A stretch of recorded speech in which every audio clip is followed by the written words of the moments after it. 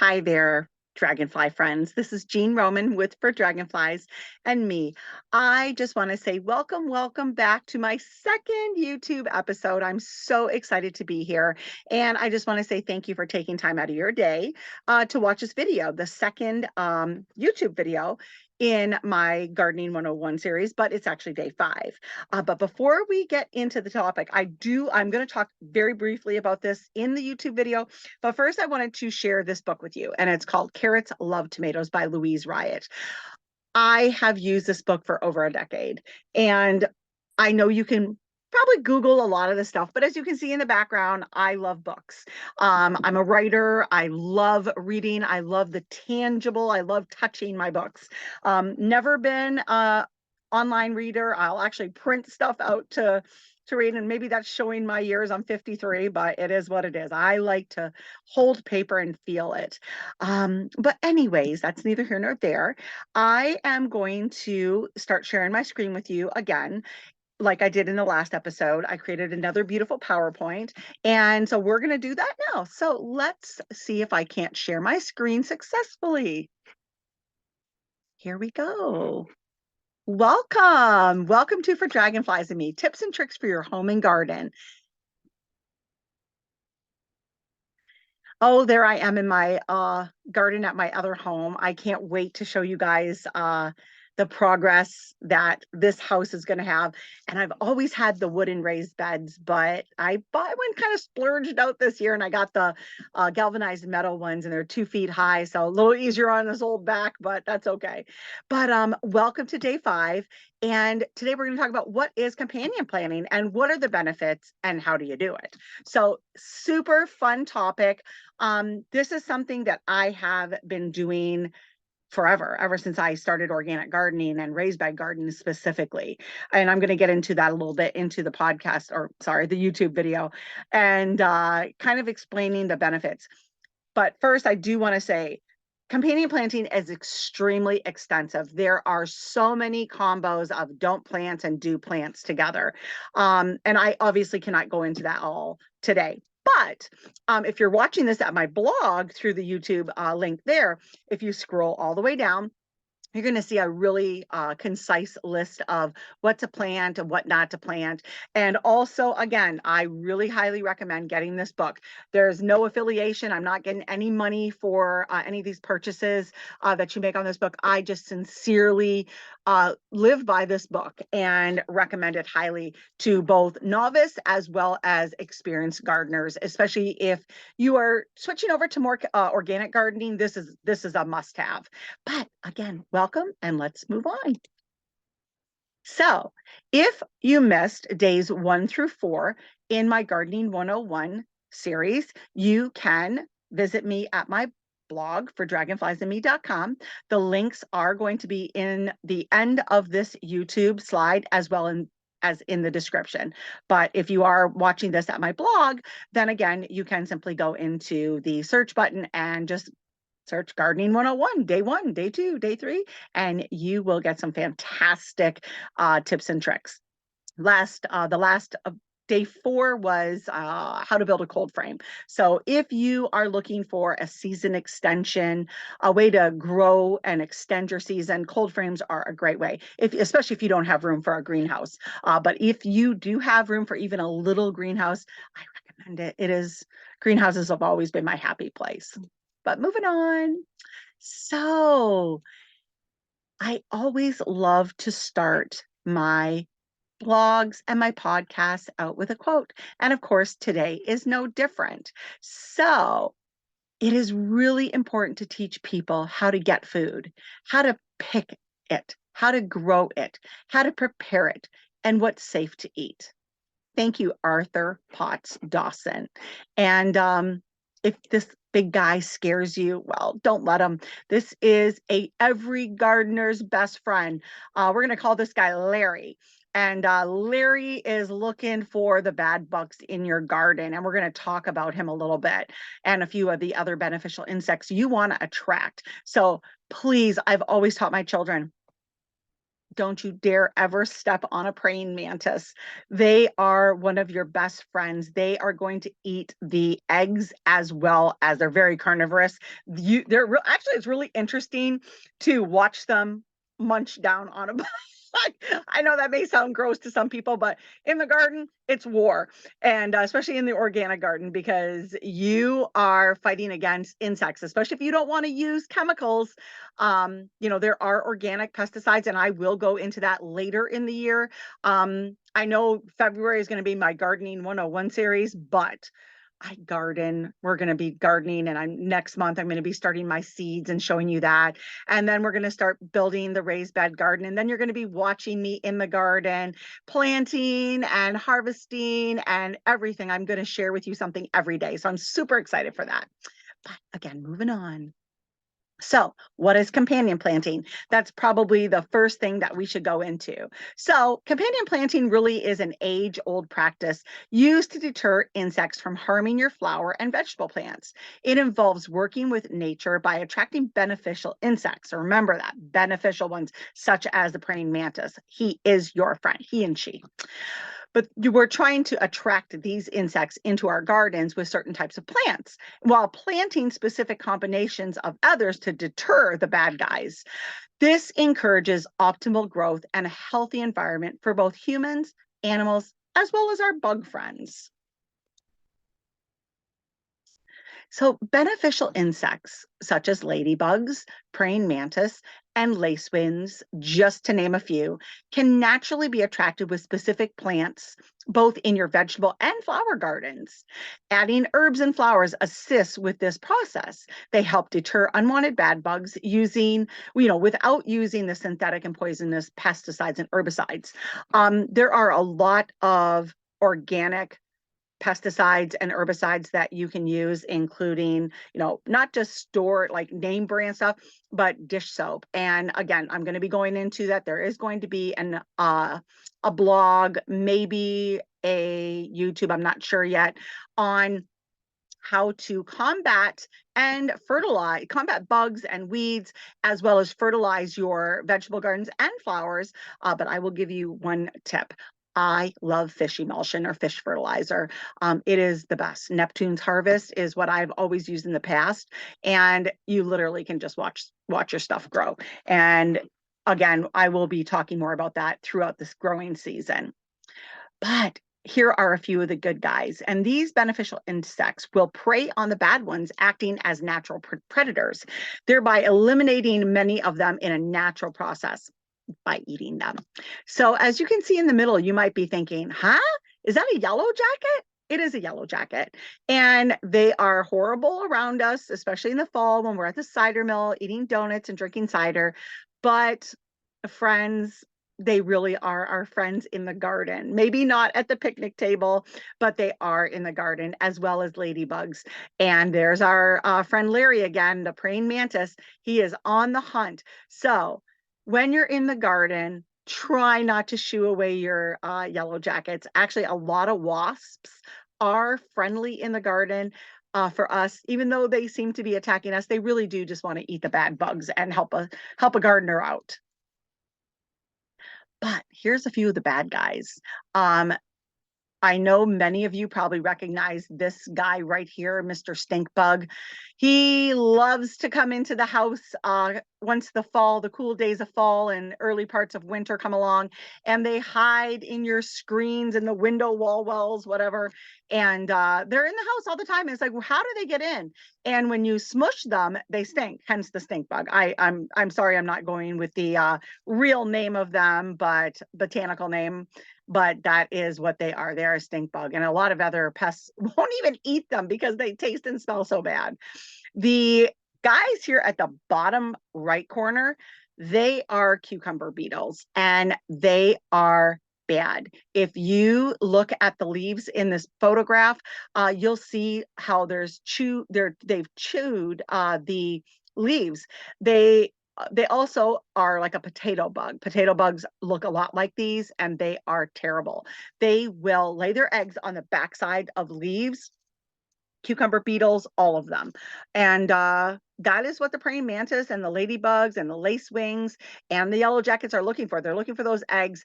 Although the praying mantis is, like I said, very carnivorous, and they actually just munch and crunch on those insects. A lot of the wasps, if you ever see a tomato hornworm in your garden, of course, our first instinct is like, kill them. Pro tip, don't take them off your plant. If you are not too squeamish or have somebody that can do it for you, simply take them, roll them in the leaf on the plant, and smush them. The guts will actually deter a lot of the other hornworms, so they are nasty. But if you ever see a hornworm and you see like little white, they're almost like little white feathers. I should have tried to find a picture of this, but those are actually wasp larvae. And a wasp laid those eggs, the larvae, on the back of the tomato hornworm. Don't kill that one. Don't smush it. Take it, put it someplace else, take it out of your garden, but don't kill it, because that wasp, those larvae are going to hatch, and they're actually going to use that tomato hornworm as a host to eat and, in essence, kill. So again, that's why we don't want to kill those wasps when they're in the vegetable garden. They're on your front porch, just shoo them away, but try not to kill them. Beneficial insects will prey on these bad guys while pollinating your flowers, herbs, and vegetables. So that's another important factor of wasps, ladybugs, and these other insects, the beneficial ones. They are actually helping pollinate. And if you're using heirloom varieties like I encourage, which was day 2, day 1, day 2 was how to purchase your seed catalogs, but you really want to attract them because they are helping your open pollinated seeds and plants develop.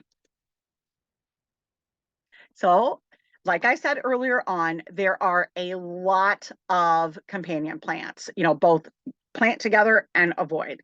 But I think this is going to be one that many of us have heard, we may have learned in elementary school or high school in a biology class or some class, but who hasn't heard of the 3 sisters?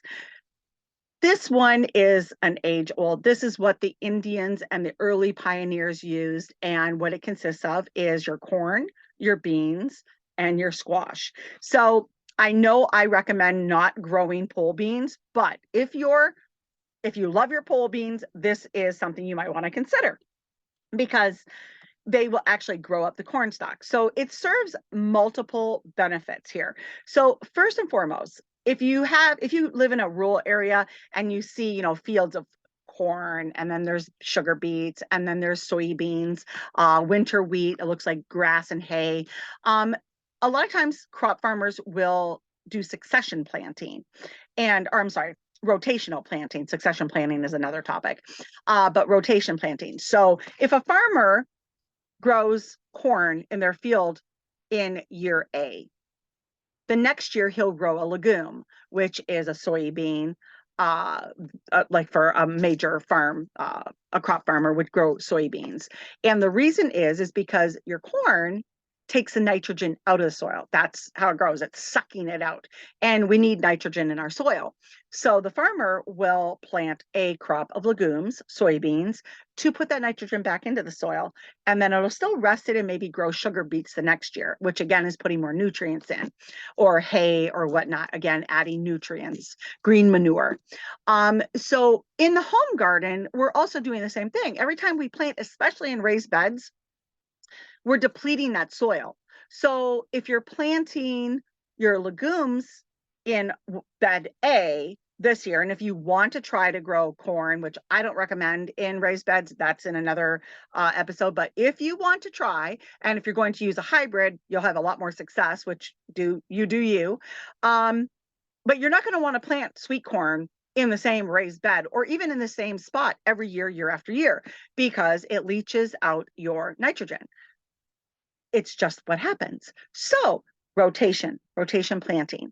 You do that in your raised beds. You do it in your plot garden as well. The other thing you want to take into consideration that doesn't hold true to is tomatoes. And old wives' tales, and I trust these from gardeners who have been longtime gardeners. is tomatoes. You actually want to plant tomatoes in the same spot every year, because as long as they don't have a disease, if they had blossom end rot or some other thing, verticulum wilt or something like that, if you can't clean it out, especially in a raised bed, you're better off to switch it out, leave that bed empty for the next year. But I'm getting into raised bed garden now, and that's in day 11 and 12. So, but speaking on companion planting, if you have good, healthy plants, tomatoes, they say, and I believe this because I've been doing it for years, if you plant your tomatoes in the same spot or in the same bed year after year, then they actually just get stronger. They become more disease resistant because that soil has been maintained. There's been no disease, or if there has been, it's been amended. And you also want to grow strong, healthy plants. And so by doing that with tomatoes, you will. Potatoes, you want to rotate. Legumes, again, your peas, your beans, you want to rotate. Your allium, so your garlic, your onions, you want to rotate those. But when you plant tomatoes, I always, one bed will have my tomatoes in the center. And then along the edge, around the entire perimeter of that bed, I will plant either garlic or onions for either full bulbs or green onions, scallions, whatever I want, shallots, whatever it is, except for in the corners. In the corners, I will put a marigold, and then a nasturtium and a nasturtium, because they all work together, which is going to be coming up. But let's stick with the three sisters. I digress sometimes with my gardening because it's just my passion and I love telling you about it. But what happens with the three sisters? You plant your corn, and that is taking nitrogen out of the soil. Then you plant your pole beans around it, and it doesn't harm your corn stalk. Sometimes if you're thinking, oh, won't it smother it? It doesn't. They actually work together, very cohesively. And the corn stalk acts as a trellis for your pole beans.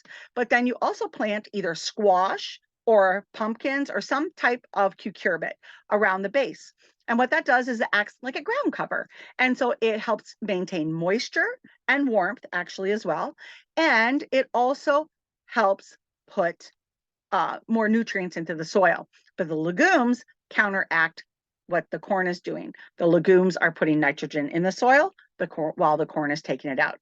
So this is, a really popular way to garden, and you definitely can in a regular, plot garden or in raised beds. So if you guys have ever done this, leave me a comment. I'd love to see, or hear rather, how did it work for you? Did you find that you had success with it? I'd love to hear your testimonies.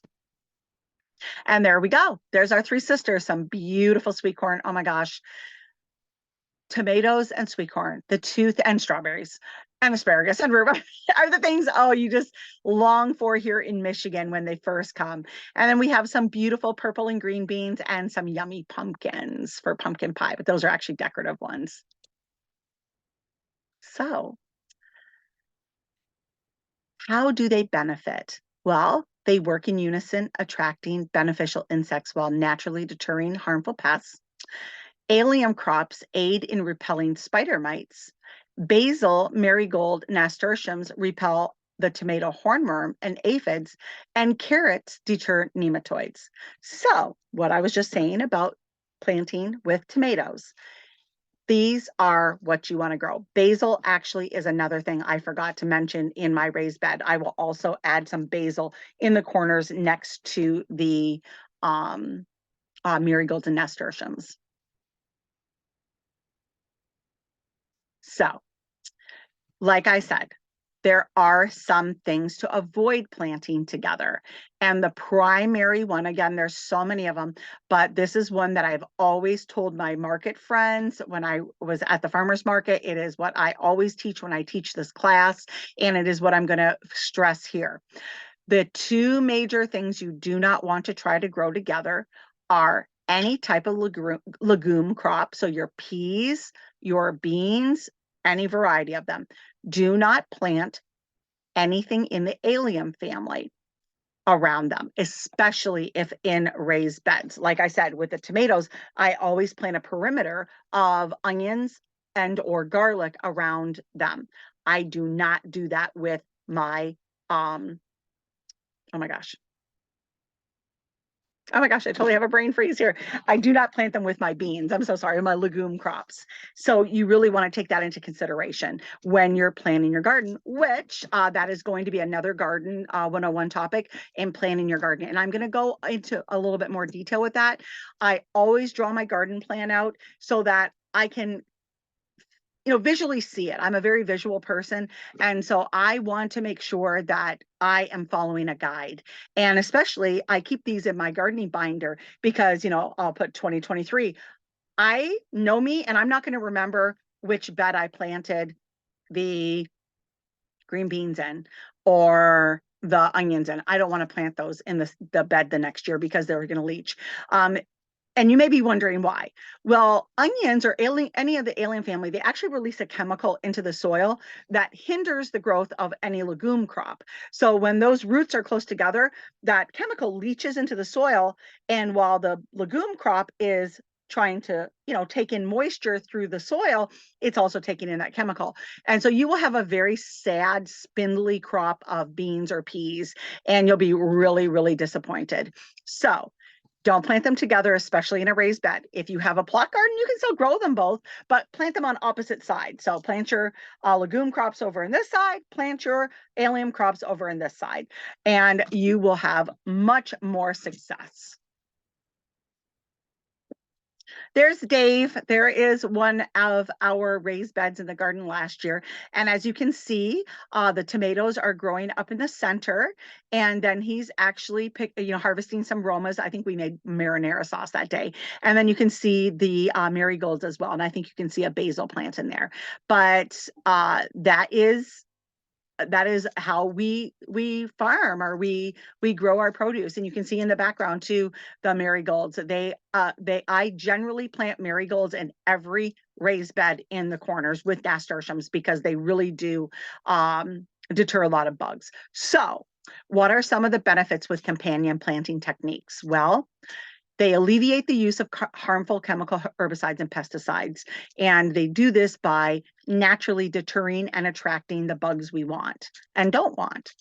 It allows the grower, you, to know what you're taking into your bodies. I mean, quite frankly, if you're spraying Roundup over your bed to kill all the weeds in the early part of the garden, that is going to be in your soil, and it is going to leach into your plants, and it is going to grow into your fruit, and you are going to be eating it. They say that, oh, well, you just got to wait a few days, a week, whatever it is, before you can plant, and then it's dissipated. Well, okay. I mean, I'm not going to say I don't use Roundup. I do use Roundup in my driveways where I have grass growing up between the cracks.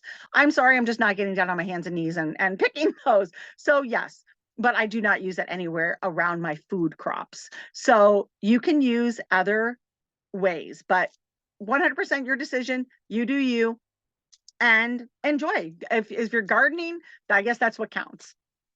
It also allows you to create a balanced, healthy ecosystem for pollinators, such as honeybees, butterflies, and other beneficial insects. So again, if you're using chemicals, pesticides, and herbicides, you are killing the bad guys. You are killing the bad weeds, but unfortunately, you are also killing the pollinators that you want to help your produce and your flowers develop and grow beautifully.